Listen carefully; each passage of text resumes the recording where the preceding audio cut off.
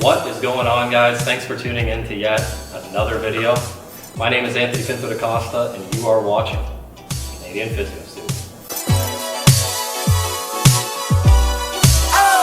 Alright people, so I'm back again with another video interview. And today I'm really excited to get this one going because today we're discussing what needs to change about physiotherapy education programs in Canada, which I'll be discussing with the one and only Bahram Jam. Bahram, how's it going today? Excellent. Pleasure seeing you. Yeah, really appreciate you coming on here and taking the time out of your busy schedule to pencil me in and just discuss this topic. I didn't pencil you and I penned you in. You penned me in. It was very important to be here. All right, perfect. So, do you want to just give the viewers just a little bit of information about yourself? Tell people who you are, where you're from, education level. Sure. Current position. I'm a very proud physiotherapist and I've been practicing 27 years. I graduated from University of Toronto. Then I did my clinical masters in Australia, and that was an amazing experience at University of Queensland. And then I did my F-Camp stuff all throughout the years, did my manual therapy stuff. I did my Mackenzie credentialing over the years. I did my Starman credentialing over the years, muscle retraining stuff. And then I did my doctorate at Andrews, Michigan, doctorate in physiotherapy. And basically, I'm a courseaholic. I love continuing education. I love learning stuff. I go to every conference, internationally, nationally possible. I go to Rome for FCAM conferences. I go to, Australia for conferences. Everywhere. Yes. And I love attending everybody else's courses because I think the best thing is you learn from other people. And there's only so much you can learn from YouTube and reading papers. It's like my belief is you can't learn to swim by reading about swimming. For sure. I think I've heard that before. Yeah. Videos too. Sure. Yeah. So you gotta go and learn from other people. And then you also have your own courses too, correct? Correct. Yeah. I've been teaching for over 20 years now, and there are over 1,000 postgraduate orthopedic continuing education courses. All right. So what I learned, I love passing it on. Yes, for sure. My philosophy is take complex stuff and make them as simple as possible to pass it on. Well, versus other courses that I've done in the past, unfortunately, I think I learned from was that they took simple concepts and they intentionally made it more complex where it didn't need to be. So I learned, maybe why are they doing that? Maybe they shouldn't be doing that. There's no need. For sure. Yeah. All right. Well, very extensive resume you got there. And it seems like you're obviously really into the profession, which is awesome. So we'll set the stage for the discussion now, just to talk about the physiotherapy education programs here. So by no means is this a way to kind of diminish or demean the current state of physiotherapy education programs. It's just to, talk a little bit about what needs to be changed, because I think we'd be doing ourselves a disservice if we didn't start a dialogue on this stuff to try and stimulate some change. And if you guys want to jump in the comments and talk about anything that we talked about throughout the course of this interview, I'll be there to comment back and forth with you, and then maybe you too if you have some time. So I'll first start with my first question here, which is just what aspects of Canadian physiotherapy programs do you think need to change? So what are we not doing so well at this point in time? Well, here's the honest answer. I graduated in 1992, so it was a 4-year program, 1988 to 1992, and it was a bachelor's in science program. And so since then, I haven't attended University of Toronto and do entry-level physio to know exactly what it is. So I kind of feel like I'm not qualified to really comment on it. The only qualification I have is that you can say thousands of physiotherapists that I've taught over the years who are new grads, and what they tell me they've done. So it's indirect. Yeah. So I honestly can't say I have direct experience because I don't. For sure. Indirect is every time they do my courses, they say, well, why aren't they teaching this stuff in our school? Why are they teaching the other stuff that you're saying it's not valid or reliable? And I say, I don't know. I guess it takes decades for the university to change. I just do get frustrated because universities claim to be, evidence-based things that they teach, and they're pro-research, and we need to go, evidence-informed education stuff. I pretty much find it's lip service that they give. It's actually not evidence-based. And one of the things that's frustrated me, I just want to give one example. I've gone to, I think, almost all universities, not all of them, across Canada over the last 10, 15 years, and I've taught the students lumbar manipulation. And it's a 3-hour seminar. I teach complimentary, and the students contact me. It's not affiliated with the university in any way. Yeah. The students say, Bahram, would you like to come in? Because the previous years told them Bahram comes in for free to teach our class a lumbar course for 3 hours. And a manipulation. I said, I'm happy to come in. I go to Queen's for many years. I went to McMaster for many years. And I've gone to UBC a number of times, University of Ottawa. Anyhow, you get the point. But like, you know, this is a few years ago, they heard the students organized that they banned me from going. The staff, the faculty says, no, Bahram Jam is not allowed to come and teach at the university because it's a high risk thing that he's teaching. The manipulation, it's a high risk item, and it's not part of the curriculum, so they don't approve of it.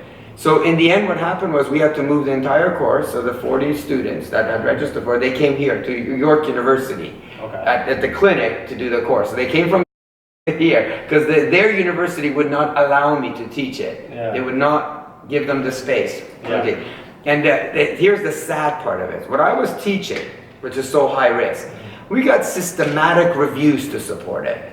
Systematic reviews, which is based on multiple randomized controlled trials to support the efficacy of the manipulation that I was teaching. And if they're so pro-evidence, and if physiotherapy, we treat back pain, why are they not allowing me to teach something? Manipulation is 100% in our scope of practice. It's been for decades. And it's been taught at entry-level physiotherapy in other countries, Australia, New Zealand, for decades. Are there physios smarter than us? And other universities don't teach it. But for some reason, what I was teaching was this evil thing, a lumbar manipulation. Look, I just did this evil thing called cavitation. The argument they have is a dangerous thing, all right? Where the argument fails, if you go by evidence, there's not been a single case of documented adverse effect based on the hundreds of studies done, single case of adverse effects by the physiotherapy manipulation of that manipulation that I teach. There hasn't been. And so where is the evidence that it's adverse effects? There just isn't. You know what the number, based on the College of Physiotherapists of Ontario, what's the number one reason physiotherapists go into malpractice, you know, they're sued and stuff for? What's that? Hot pack burns. Hot pack burns. Sensation testing. Well, I don't know who does sensation. Either they didn't put enough, they didn't put enough towels, patient was sensitive, they left it there too long, whatever the reason. It's the number one thing. You want to increase safety in physiotherapy? Abolish hot packs from our program. Now, you know how much randomized controlled trials we got of supporting the efficacy of using hot packs for patient care? How many? 0! There's no evidence to support it. At best, it makes them feel good at the time. At worst, it makes them dependent and promotes passive, which we know passive intervention is the number one cause of chronicity. In fact, it's the most harmful thing the universities can do. Teach physios to apply hot packs to patients. I think it should be abandoned. It's the number one cause of lawsuits against physiotherapists causing burns, and 0 evidence to support it. In fact, all the evidence shows passive interventions are harmful to patients, even if it feels good like a hot pack. So that's my rant. They didn't allow me to teach a manip with systematic reviews. Where is the logic in that?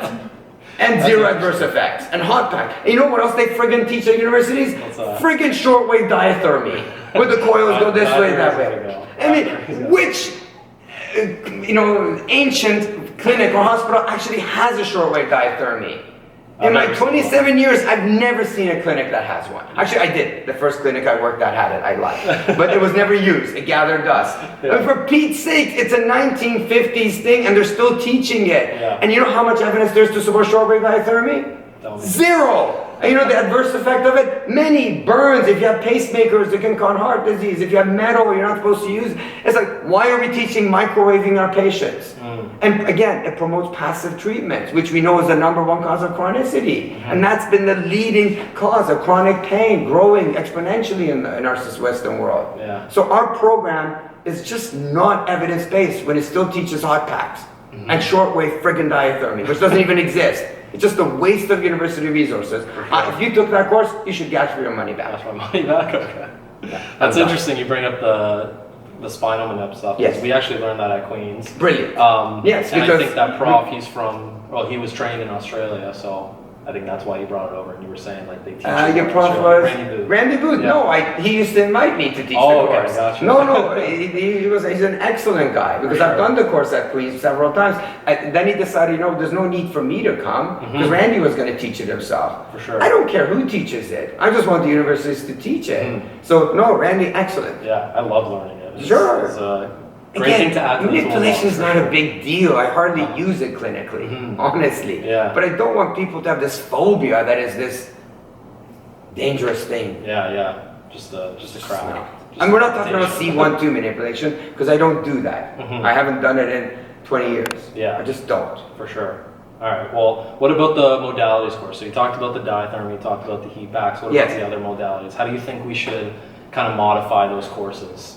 It should be a one-day course. 1 day. 2 hours on modalities. Okay. And to have a whole course on modalities, I think it's a disservice to our profession. I feel it's actually destroying our profession to focus on modalities. If PTAs want to learn modalities, go ahead. Massage therapists want to learn modalities, go ahead. But as a physio, I think we've moved well past that. Based on the evidence, I mean, where is the efficacy of ultrasound ever getting somebody back to function?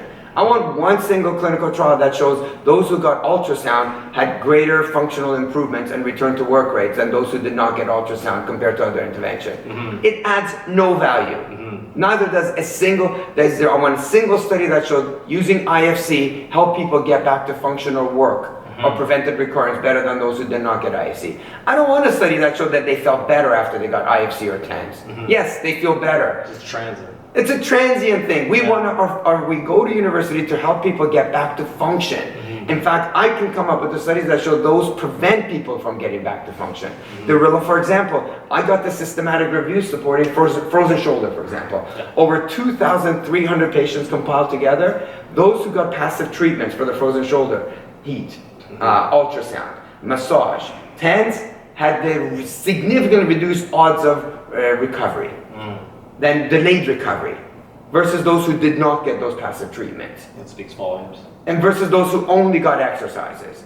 I don't even know why we're teaching it. If the study, even for back pain, those who get passive treatments have worse recovery in the long term. Short term, they feel better. I know. So this is the quote I tell my patients.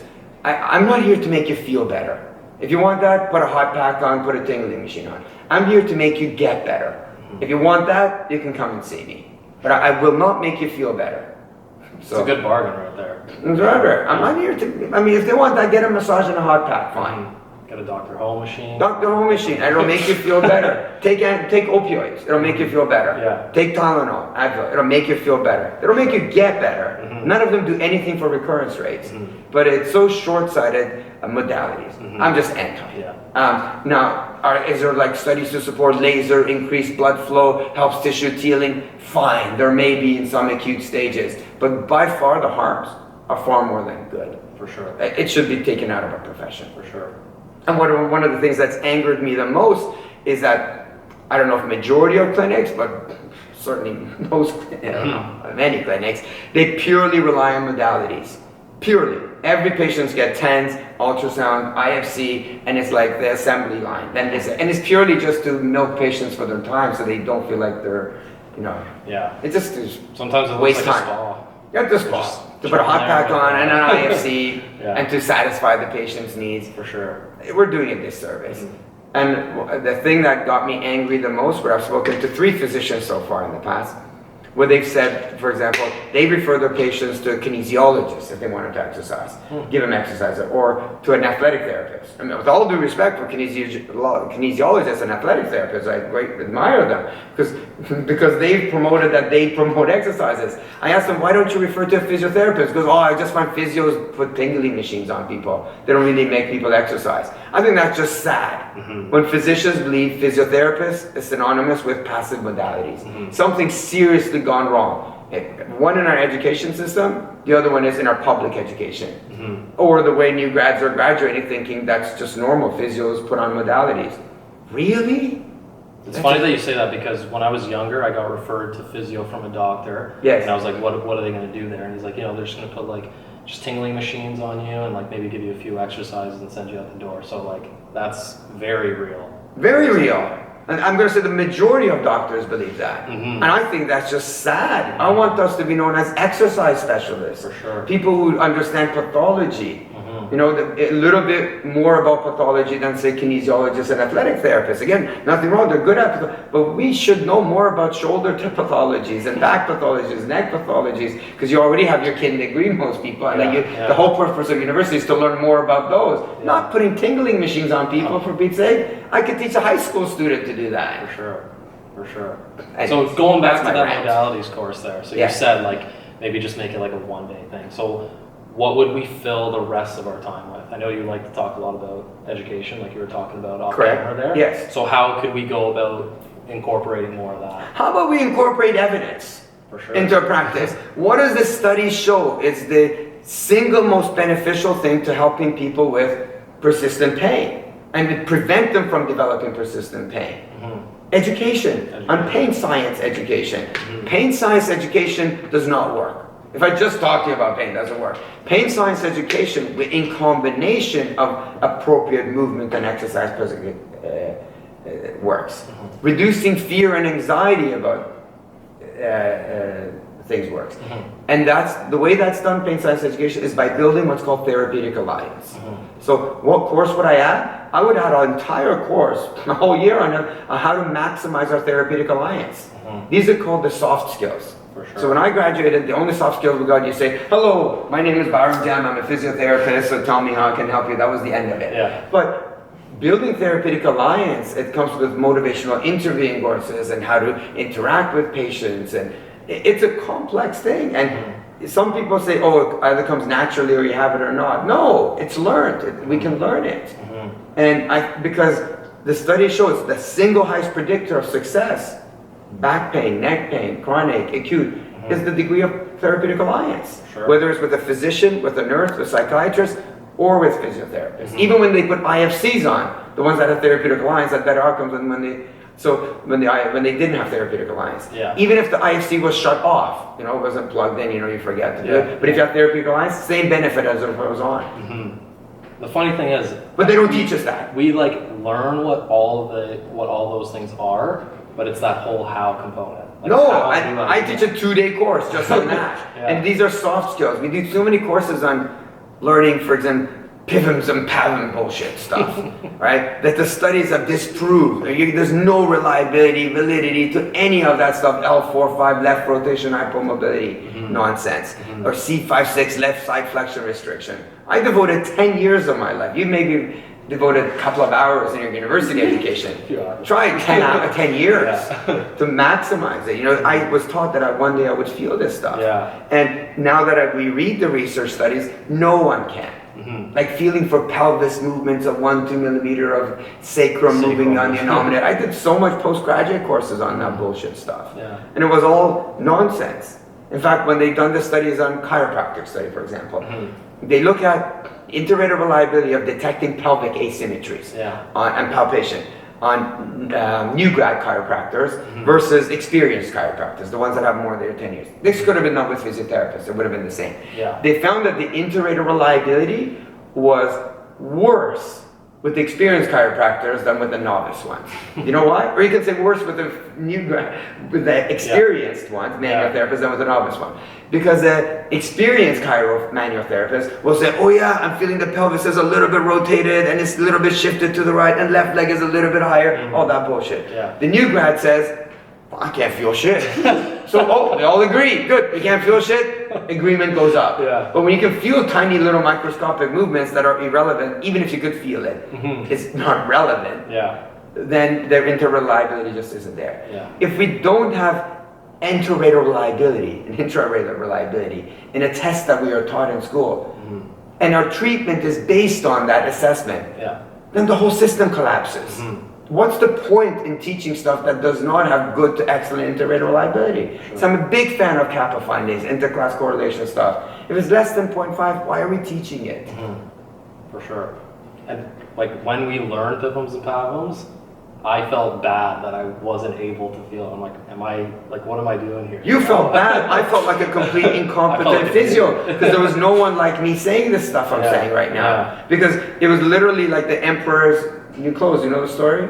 No. Emperor, you know, he has new clothes, but he wasn't wearing anything, and nobody would say that he's actually naked. Yeah. Because until the little kid says, "You're naked," anyway, you should have read the book, Okay. Emperor's New Clothes. Gotcha. So, but nobody said that nobody can feel stuff. We all bullshitted. Yeah, I can feel C5-6 not moving. Yeah. And I manip that. And people would say, I feel better. Yeah, that's because I manip. It had nothing to do with manipulating. You can manip any level and it would have felt better. And it would have felt better. It's because it's a neurophysiological effect, not actually a mechanical effect. For sure. Anyways, I'm talking too much.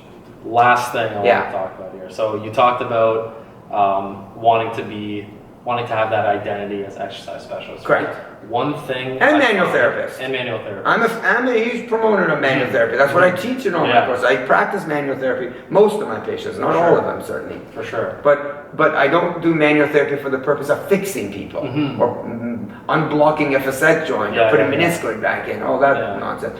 I'm doing it to facilitate movement to my patients. For sure. So that's all. I want to make sure I'm saying manual therapy, I still apply, and there's evidence to support the application of manual therapy, as long as it doesn't instill fear into the patients that you're fixing a structure at fault. That's when it's harmful. Okay. But manual therapy for the purpose of I'm doing this to help you move better. Brilliant. For sure. But only limited numbers. Okay, gotcha. Like to say, you know what, 6 to 12 sessions, whatever. Yeah. And say once a week for the rest of your life, once a month for the rest of your life, or else you're going to go back out again. Yeah. That's just nonsense. Okay, gotcha. All right, so so back to that identity. So in conjunction with that, so we have the manual therapy that you want us to be known for, but then the exercise, right? Correct. One complaint or one comment I feel like a lot of physio students have is we don't get enough education and exercise prescription. You know, we're kind of just thrown out there. So how do we kind of incorporate that more into our courses to make sure that it's more of like a balanced approach in the education system? See, exercise is hard to teach, to say what is the best exercise for a rotator cuff? What is the best exercise for the knee, for patellofemoral pain? No, but the thing is we don't have research to say exercise X is better than exercise Y. Honestly, we're just happy to know that for now those who exercise, for example, back pain, do better than those who don't. But we can't say Pilates is better than yoga, or yoga is better than aqua fitness, or aqua fitness is better than Tai Chi. Everything is good. So that's why it makes university hard. We should promote just movement. But the specific exercise does matter, because I'm a huge fan of McKenzie, meaning that it's called you find the directional preference, what centralizes, peripheralizes, and you go in the directional preference. In the acute and subacute stages at least. That's certainly, I'm saying, relevant, even in persistent pain cases, because that's my number one method of assessment, trying to find directional preference. If I can't find directional preference and the patient has major psychosocial issues and I find they're actually sensitized, then I move away from a specific exercise. Then I focus on just mindful exercise, yoga. And so that's why exercise is hard. And it's up to you to figure out what you like as a clinician. But I got 3 criteria what the best exercises are for my patients. Number 1, the best exercise is the one that you do. For sure. So if you don't do it, I don't care what it is. Second criteria is that you must enjoy it. Yes. If you hate yoga and you're just doing yoga for the sake of making your back pain better, it's not going to help. If you hate running and you're just running for the purpose of whatever your health, you're not helping it. Right? But anything. Third thing is you got to believe that it's beneficial. If you do core exercises and you believe core exercise will help your back, you will get better. If you just hate core exercises, it's irrelevant. Doesn't. So you think this could be more of a self-directed thing? You know, we learn just promote movement. And then you decide what your criteria. You may like cycling. You may like aqua fitness. You may like Tai Chi. Your expertise might be yoga. For sure. But technically, I think as physios, we should have expertise in all those areas. Definitely. So I've done classes in Tai Chi and I hated it. Yeah. I've done yoga for many years. I've done aqua fitness. I do run. I do go to the gym. So I do have knowledge of that. So there's no one exercise. Like I can't say strengthening the glutes is the best exercise for knee pain and this is the best glute exercise. Because next study will come out and disprove that this was better. Perfect, okay. People get better with all kinds of stuff. Gotcha. So that's why it's hard. Just movement. Movement. All right. So we talked about a lot there. So, you know, we've listed a lot of the problems or some things maybe we should omit, some things that we should, you know, hone in a little bit more on. So how do you think we should go about, if you know, how do you think we should go about creating these changes now? other than having just a discussion. Okay. Unless you think that's the only way. Yeah. I think, since it became a master's degree, right? And then the profs would have to have a PhD, most of them, to teach a course. Now, one, I think the master's degree is 2 years is too short. Too short, okay. You need another year. That's why it's in the US that it's a doctorate degree. They got another year. Yeah. 3 year. It's not enough to do your clinical placements and stuff like that. That's my belief. And then the other thing is you got to have far more expert clinicians teaching courses and the clinical stuff, rather than people with PhDs. And I'm going to quote Gwendolyn Joel, who was my prof at the University of Queensland, Australia, who I admire greatly. She's my ultimate hero, Gwen Joel. She's published more papers than I think any physio paper. And she said, university is dangerous grounds when you have academics teaching clinical work or clinical skills. I agree with that. Like your modalities patient, prof, I have no idea who it was, whether it's University of Toronto or... I want to know, when was the last time they actually saw a patient? Real patient, or a chronic patient. The person who's teaching from the McGee textbook. I want to know when the last time they actually saw a real patient, right? It's probably been years. The one who's teaching a pain physiology course. I want to know when the last time they saw a chronic pain patient and they saw them from beginning to the end of the recovery. Because so often our textbooks are filled with lip service. Oh, you do assessment A, but it's just not realistic. You can't do that in real life. You need real clinicians who know what real life is. And I still see patients, not a lot, because I only work like 12 hours a week, because I get tired. That was just clinical there. Clinical, but I believe that I should not be teaching if I'm not seeing patients. That's just my belief. At least not teaching, teach biology, teach physiology, teach, I don't know, anatomy if you want, but not clinical anatomy. Because you haven't seen patients to know which clinical anatomy parts is relevant to patients. Because you're teaching stuff that's irrelevant. I agree 100%. Yeah, but it's not, because I'm not qualified to teach at a university. Because my master's is a clinical master's, it's not a research master's. My doctorate is a clinical doctorate, it's a DPT, I have a doctorate in science, I don't have a PhD. So I'm not technically qualified with the thousands of hours of clinical experience I have, the thousands of post-grad courses I've done, the conference talks I do. For sure. But I can't teach entry-level physios. I can only teach post-grad physios. I'm not qualified. Because I would teach dangerous material. But if I didn't teach hot pack, I don't see what else would be dangerous. A lot of people talk about this all the time, like getting more people who are in the clinic part-time, but then also in the classroom. Because like you said, you're getting that whole patient interaction still, so you're not losing that. Not losing it, but I guess becoming more rusty, if you will. Yes. All right, so talked about a lot there. That was great. Just to wrap up, one question I have for you, and it's not about what we've discussed here. This is just more general piece of advice because there may be some future students who are watching right now. So what advice do you have for students wanting to pursue physiotherapy in this day and age? Yeah. I think physiotherapy is the best profession in the world. I'm biased. 27 years I've been doing it. I absolutely love my job. You couldn't pay me enough money to say, go to med school or go to dental school or become an engineer but if you become whatever X, Y, and Z profession, you'd make $1 million a year. No, I want to be my physio. I knew the stats were high that we have of healthcare professionals, we have the highest job satisfaction. We do.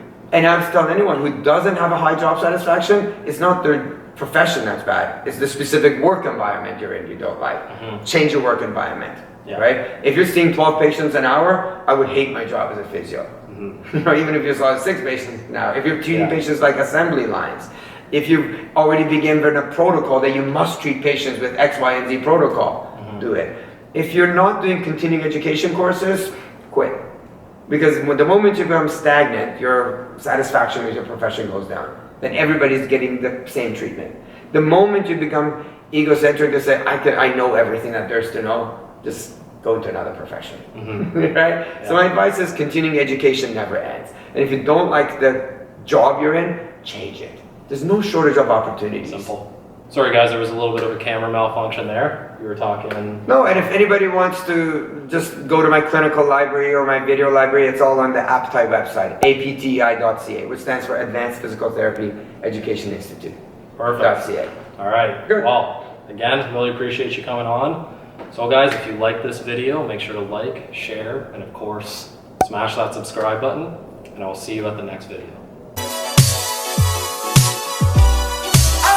Yeah, another day, another dollar to be made. I'm a workaholic, ballin' hard until the grave. Used to wanna be a baller for the NBA, till the fellas around me started dunking in the 7th grade.